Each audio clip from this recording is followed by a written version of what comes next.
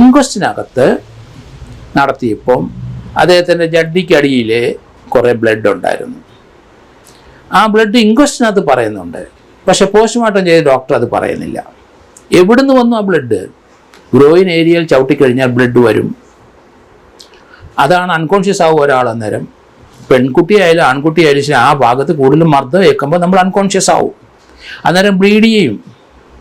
Anal bleeding ഉണ്ടാകാം, അവിടുത്തെ penis മുഖേന ബ്ലീഡിങ് ഉണ്ടാകാം. ആ സമയത്ത് ചിലപ്പം അവിടുന്ന് സെമനും പോകാം. അതൊക്കെ ഇവിടെ പരിശോധിക്കേണ്ടിയിരിക്കുന്നു. അത് തന്നെയല്ല, അദ്ദേഹം യാത്രയയപ്പ് കഴിഞ്ഞിട്ട് രാത്രി 8:30 ട്രെയിന് ബുക്ക് ചെയ്ത് അദ്ദേഹത്തിൻ്റെ വീട്ടിൽ പോകാതിരുന്ന മനുഷ്യനാണ്. അങ്ങനെ അദ്ദേഹത്തിൻ്റെ ഒഫീഷ്യൽ കാറിൽ അദ്ദേഹത്തിൻ്റെ ഡ്രൈവർ അദ്ദേഹത്തിൻ്റെ ബാഗ് എടുത്ത് അദ്ദേഹത്തിന് താമസിച്ച വീട് പൂട്ടി അവിടുന്ന് റെയിൽവേ സ്റ്റേഷനിലോട്ട് പോകുന്നത് നമ്മൾ കണ്ടു. പിന്നെ എന്ത് സംഭവിച്ചതെന്ന് പോലീസ് ഇതുവരെ വെളിപ്പെടുത്തിയിട്ടില്ല. പോലീസ് അത് അന്വേഷിച്ച് കണ്ടുപിടിക്കേണ്ടതാണ്. അത് ചെയ്തില്ല, അതൊരു മർഡറാണ്.